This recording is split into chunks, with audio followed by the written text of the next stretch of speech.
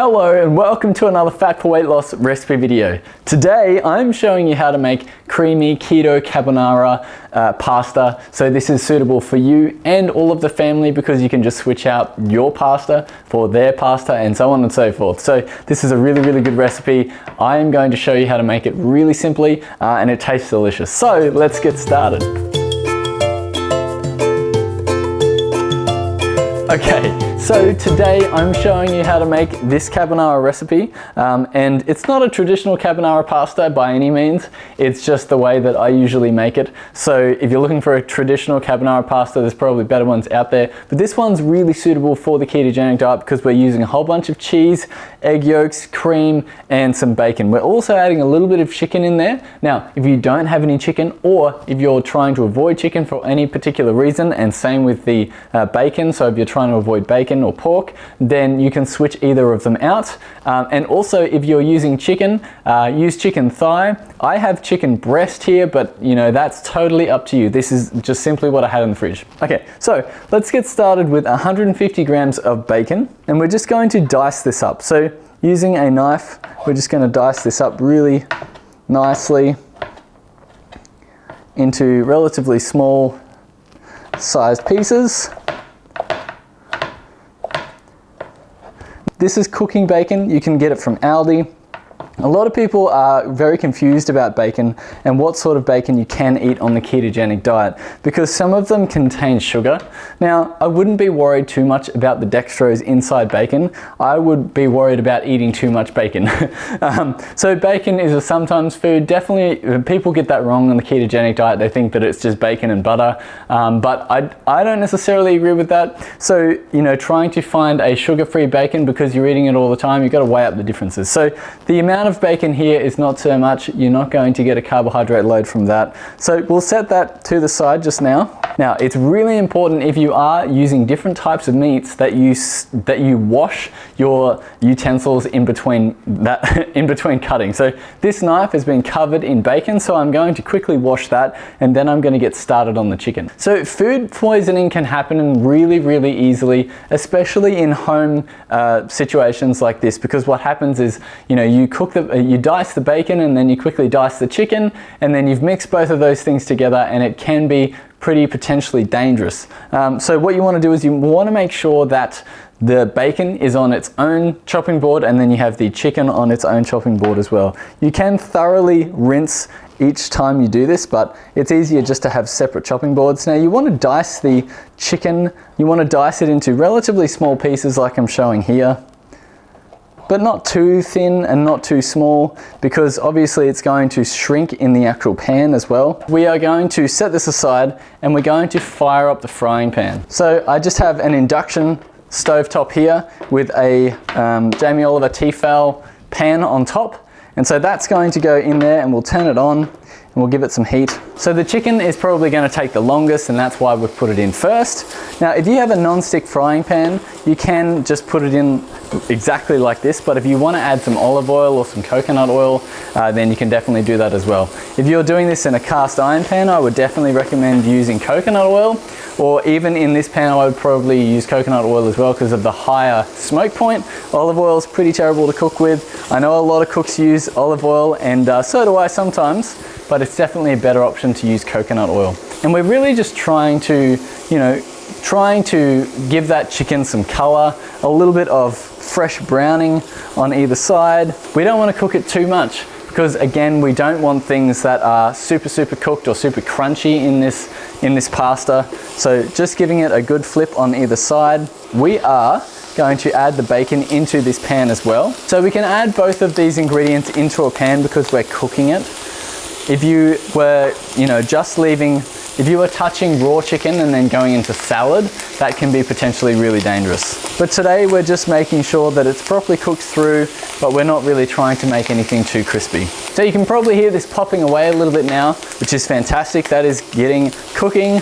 Let's set this aside. So the next part of this recipe is that we are going to take 1 egg yolk and 2 tablespoons of Parmesan cheese. And so we're going to mix those together into a bowl. So you take the egg yolk in there and you mix in the Parmesan cheese with it, and then you can just use a fork or you can use any sort of utensil you want and you mix together the egg yolk and the Parmesan cheese. Now this is going to be the base of the sauce that we're creating. So we're creating a white sauce using the cream, the heavy cream. So we've got a cup of heavy cream and we're mixing that together and it looks fantastic. So this is going to come out a really yellow color because of the egg yolk and the Parmesan cheese. The Parmesan cheese is going to give a little bit of saltiness, which is delicious. And we're going to mix that in with the cream into the pan once this is cooked here. So the bacon is starting to look pretty cooked now. As you can see, it's just cooked, but it's not brown in any parts. So we're removing the bacon and the chicken from the pan because we don't want those two ingredients in the pan when we actually put the cream in. So let's get this back over here and we'll add 1 cup of cream to the pan. Now what you're trying to do is you're trying to get the cream to slightly brown. You're looking for a slightly brown color when you add it into the pan and as you cook the cream, and that's going to give this pasta a really, really nice color, but it's also going to give the cream a really nice flavor as well. So that cream is starting to bubble and it's starting to get some really nice color and sort of like a yellowness to it. And we're going to add a little bit of this mixture to the actual cream. So you don't want to put all of this mixture into the cream just yet. You want to make sure that it really dissolves throughout the cream, and you do that by just adding a little bit at a time. As this cream is heating up and it's starting to go a little bit more of a yellow color, we're also slightly cooking the egg yolk in there so that all of this mixture becomes one.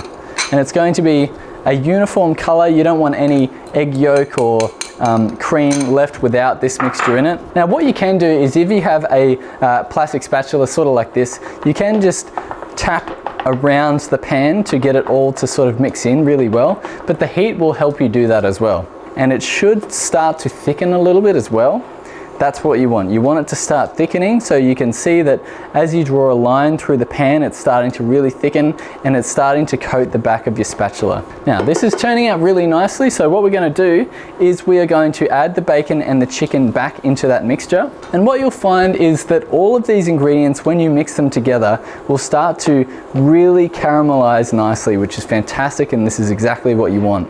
This is the carbonara sauce, and so along with the bacon, along with the chicken inside the sauce, this is going to really go really well with the noodles that we're doing in a second. I'm going to switch over and start doing the noodles now.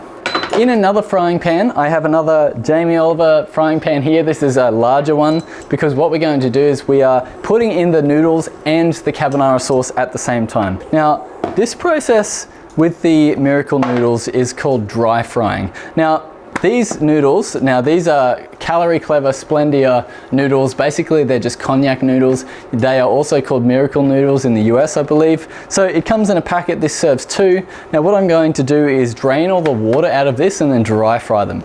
Now what happens is this is cognac, and cognac is a root, and they mix the root with calcium carbonate and water to make these noodles. And so they work out really well as noodles, but sometimes they have a little bit of a seaweed taste. So we're going to dry fry them to try and remove that. And you can also remove that by washing them as well. So you just cut the top off and you pour that into your sieve there, and you can wash all of this as you go. So I've given these a good rinse and they are ready to go into the frying pan. So we have the frying pan that's starting to heat up now, which is fantastic. And you simply drop these into the pan like that. So this process is called dry frying.